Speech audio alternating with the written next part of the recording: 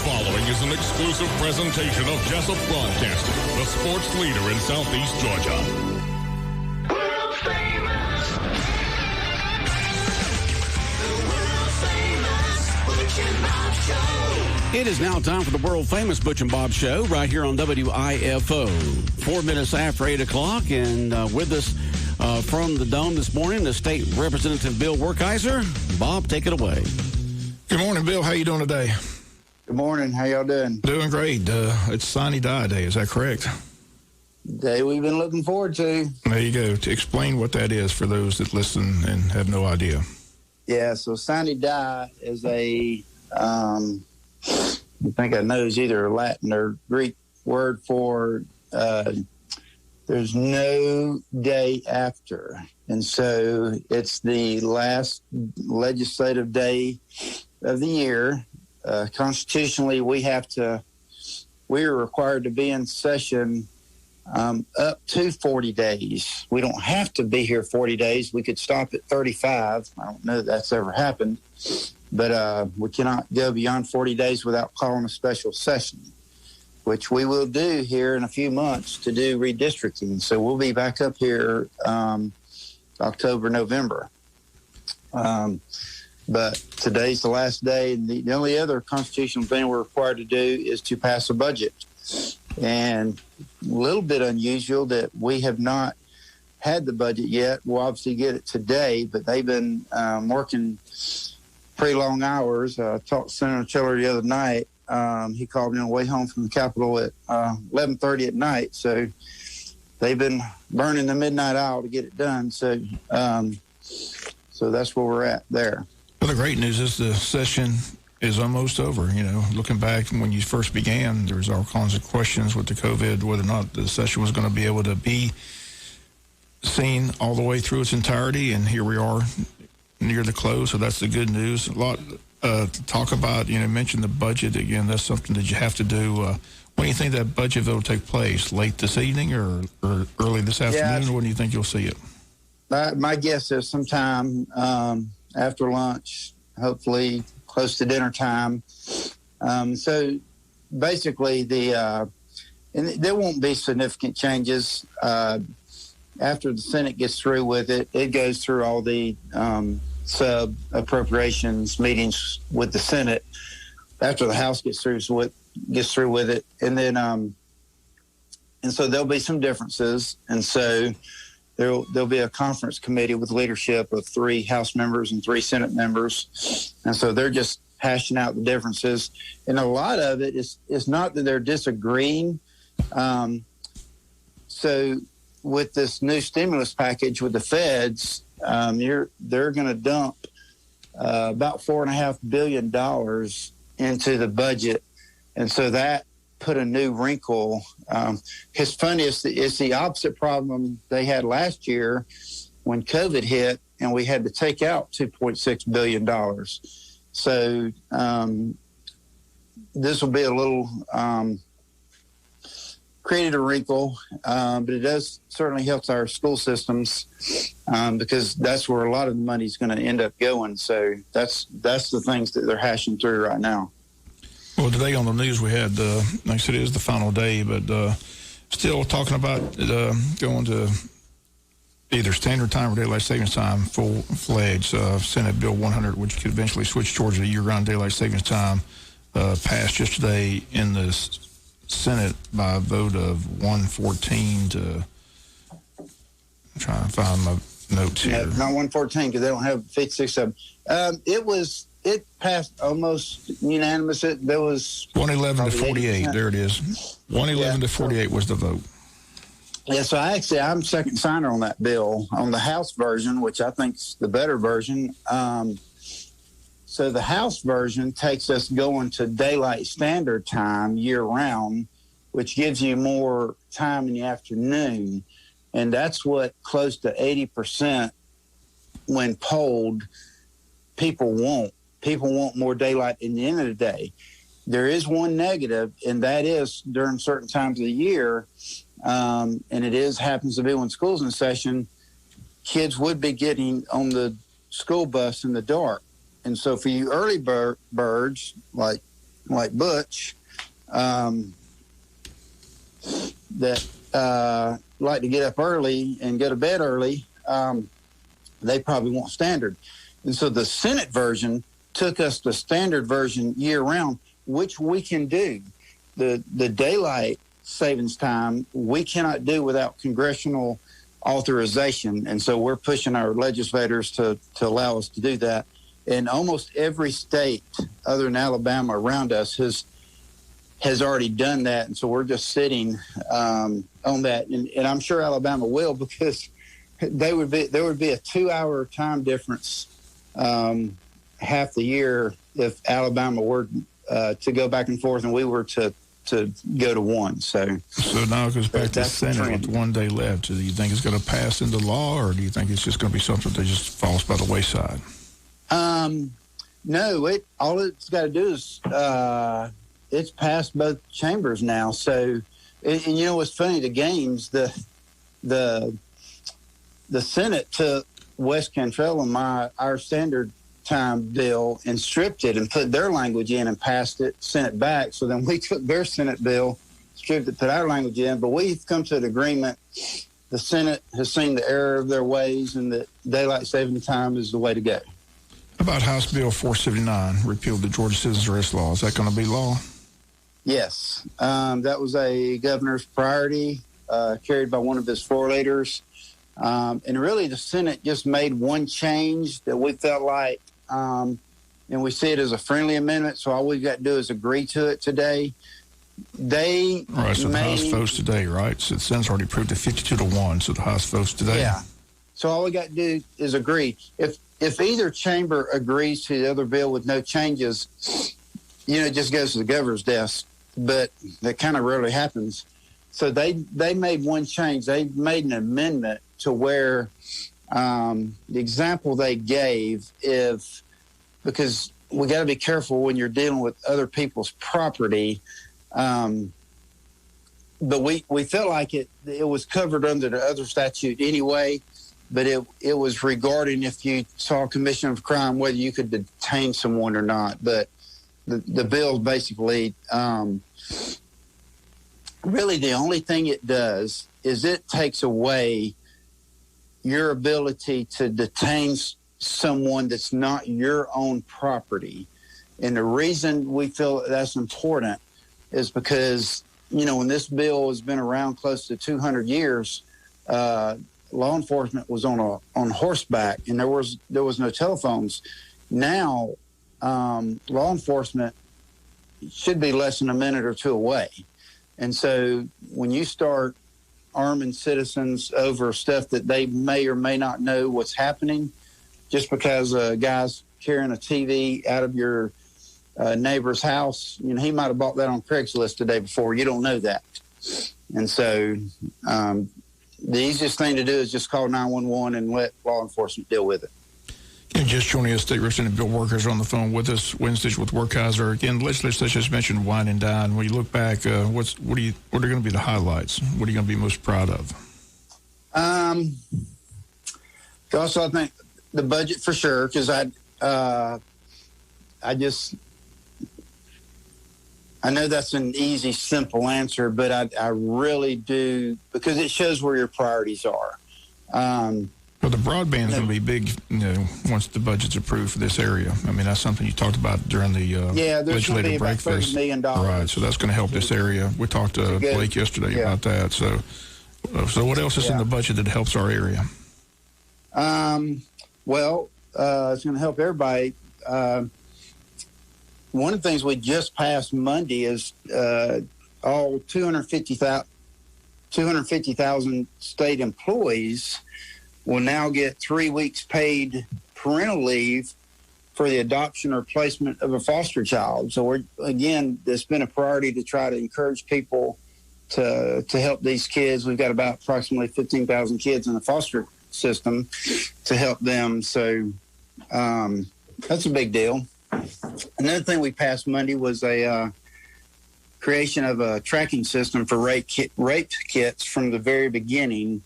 And this has already led. We had sort of like a pilot program that started this, and it's helped to capture people that we didn't know who were out there. And so just the processing of these, and that's been a big deal. It's not something comfortable talking about, but that's going to be a big deal. The COVID liability help for businesses, we renewed the sunset on that. And then, of course, I guess the other big one is the elections law. We're seeing a lot of banter back and forth. I tell you what, it's become more political than it has policy. And here is my take on it. Fair Fight spent millions of dollars telling everybody that the Republicans were going to restrict voter access. And when we didn't do it, when we actually expanded but made them more secure and transparent and fair, they were stuck with a false narrative, and they've got to continue that narrative. And all I say to those who want to believe that false narrative is read the bill. That's all. Read the bill. I think they did a fantastic job because, there's a lot of misinformation out there, and some of it was deserves to say we had over 60 bills dropped that would have restricted voter access, but none of that made it into the bill. Like just getting rid of no excuse absentee ballot request did not make it into the bill. So I think they did an incredible job with that. Sounds good. Well, again, as soon as the session ends, how soon do you get out of Atlanta? Well, unless it's midnight, I may be on the road late tonight. But if it's midnight, I might have to wake up in the morning. On a personal note, I've got my daughter singing the national anthem this morning. We have the national anthem sung on the first and last day of session, and was able to get my daughter to do that this morning. So I'm looking forward to that. One other thing that you brought up with Tiller, with Meeks, the CSX. Steve Meeks and I cornered the government affairs guy yesterday. Things are already happening, and I believe I would be surprised if Mayor David Earl Keith has not already received a phone call, because there's got to be some coordination with the city to fix that. So they're going to come fix the bump in the Orange Street crossing, you're telling me? At the Orange Street. There's hope. All y'all had to do is call us, and we'll make it happen. And there you go. I better wait and see if it happens before I say that.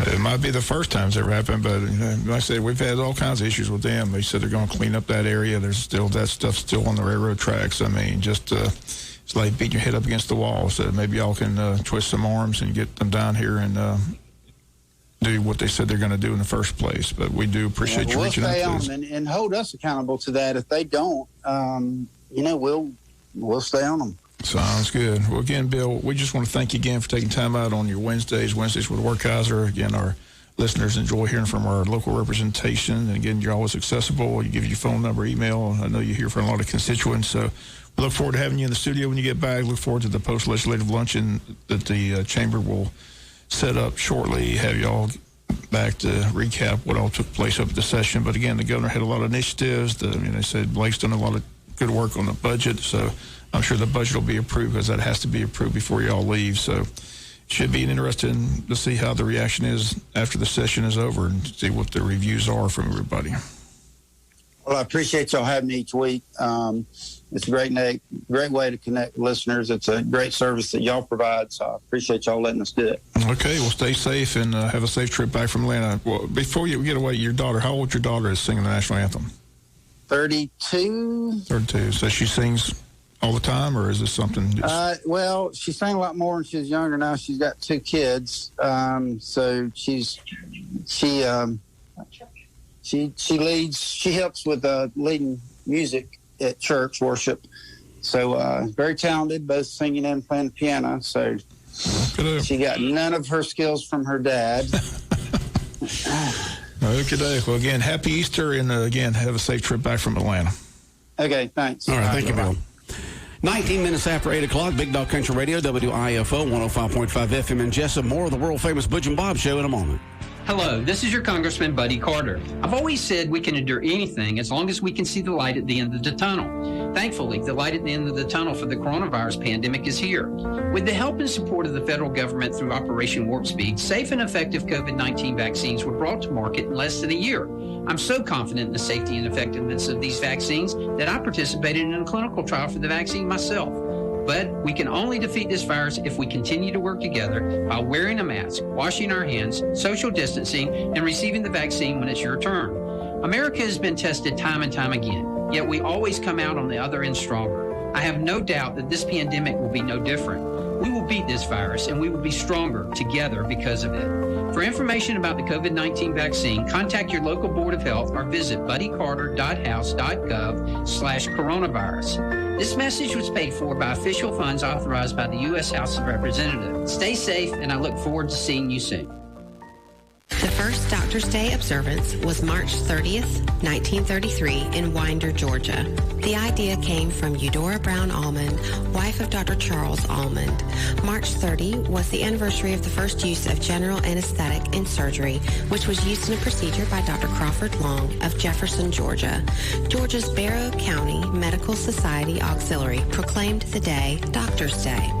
This special day was celebrated by mailing cards to physicians and their spouses, and also by placing flowers on the graves of doctors who had passed on, including Dr. Long. President George H.W. Bush signed a resolution recognizing the first National Doctors Day, March 30th, 1991. This is Jill Blizzard of Wayne Memorial Hospital. In honor of their lifetime commitment to patient care, we salute all physicians on this special day. Wayne Memorial Hospital, caring for the community. 821, 105.5 FM in Jessup, Big Dog Country Radio, WIFO. We continue on the world-famous Butch and Bob Show. We got band boosters in here this morning. Good morning, Cindy. Good morning. How are y'all? We're doing good. How's things going with the band boosters? Going great. Coming along really good. We're here to talk about our Gator Raffle again this morning. All right, the Gator Raffle, and we're not talking about an alligator, folks. We're talking about a buggy here with an engine and big tires and roll bars and everything else. Isn't that right, Farrell? Yes, sir. We're doing this in conjunction with Ag Pro out of Brunswick. When we did our competition 2 years ago, they came alongside and were extremely great partners. We went to them to get this done. They are giving us a really good deal on a John Deere Gator XUV four-wheel drive, 108-inch wheelbase. Of course, it's John Deere green unless you want to pitch in a little extra if you win and get the camouflage version. That's on you to the eventual winner. We are only selling 350 tickets. They are going for $100 a piece. From the last numbers I looked at, we're maybe somewhere close to halfway there to our 350. All the proceeds that we gain from this raffle will go back into supporting our band program, supporting our kids here at the Wayne County High School. Part of our goal is Wayne County Band Boosters is to begin farming some of the assets over to our middle schools. So you middle school parents out there of band students, we need y'all to start coming to the booster meetings so that you can hear what's going on and we can begin getting some things put in place for our Arthur Williams Middle School Band and our Martha Puckett Middle School Band. The goal is to grow these kids from 6th grade all the way up to seniors. And the boosters' responsibility and goal in life is to create as best environment as we can with things that we can add to the program from the outside. Okay. And so how do folks go about getting these tickets for this big Gator four-wheeler here? We have some tickets over at First Horizon Bank. We have some at Crawford's Jewelers. We have some at Hillbilly's Grill and Barbecue on the weekends.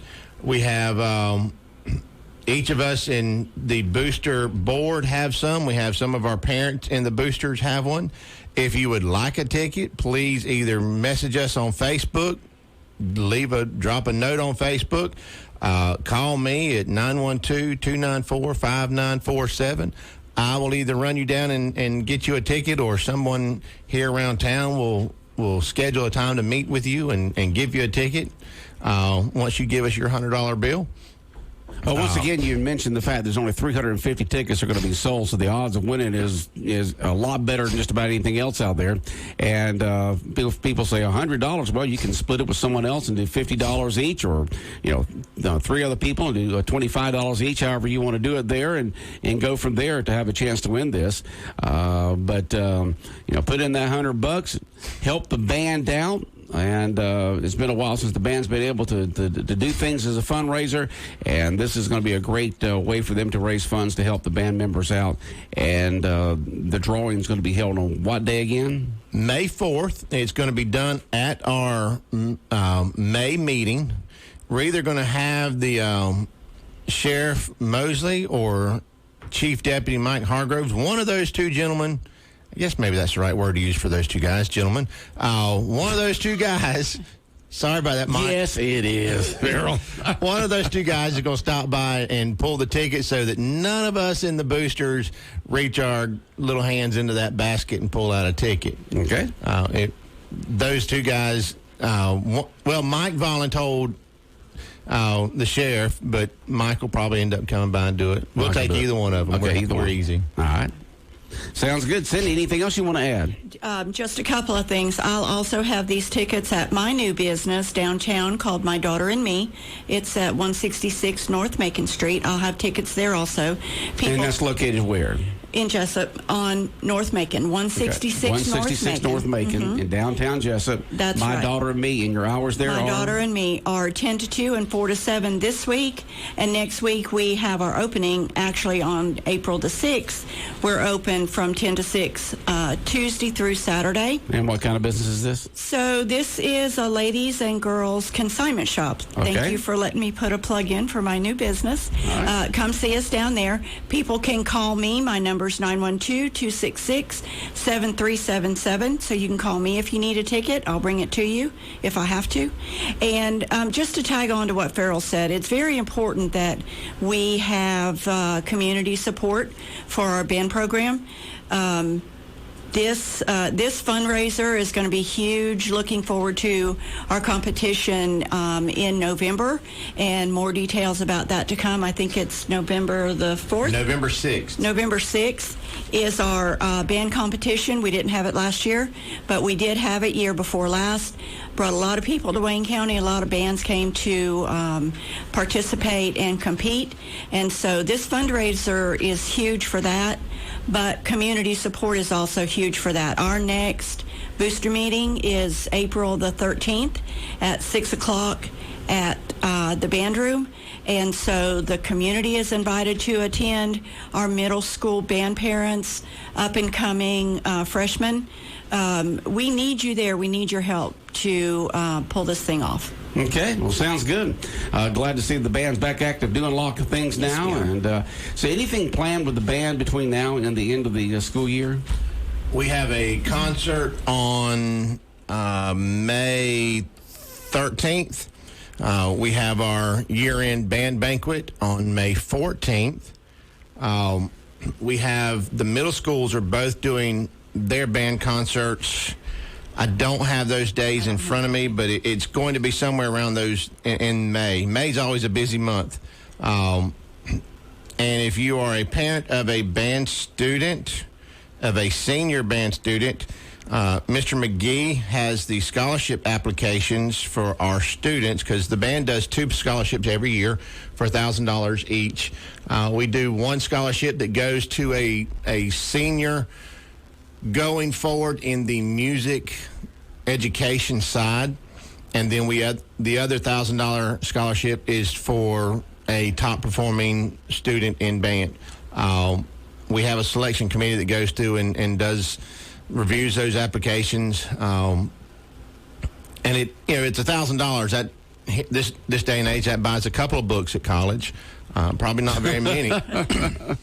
But it's all of these things that we do add value to our kids. There's nothing that we try to do that's going to bring fortune and fame to any of the parents or booster members or any of the other things. Everything that we do is all about advancing these kids, making the best possible experience for them during their band career in the Wayne County school system. Okay, sounds great. Good luck with. I'm sure we'll have y'all back on again before the final drawing for the that Gator 4-wheeler there. And what is it? Gator? It's not a 4-wheeler, is it? It's listed as a mid-size Gator XUV 4-wheel drive. Okay, 108-inch wheelbase. Of course, in John Deere green.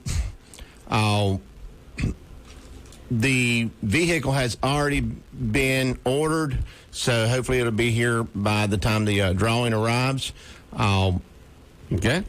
Sounds good. Tickets are $100 each and available at several different locations. And only 350 tickets will be sold, and the drawing's going to be held in the first part of May. And just go ahead and get your ticket. Help the band out there and have a great chance of winning this big old Gator XUV.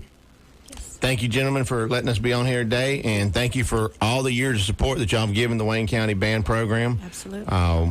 From playing our concerts at different times. I think y'all have streamed those.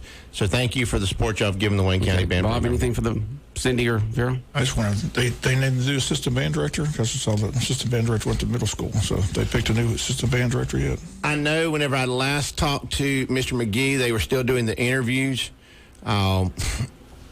And we're also going to have a new middle school. We have the middle school band director, and we have the assistant band director at the high school that they're interviewing for. Okay. All right. Well, we'll look forward to hearing that announcement when it comes. Y'all take care, and we'll see you next time. Thank y'all very much. All right. That's been the world-famous Butch and Bob Show here for this last day of March 31st, 2021. It's been brought to you by O'Quinn & Associates, Country Financial, Damon's Famous Fingers and Wings, First Southern Bank, and Murphy Builder Supply. The world famous Butch and Bob Show.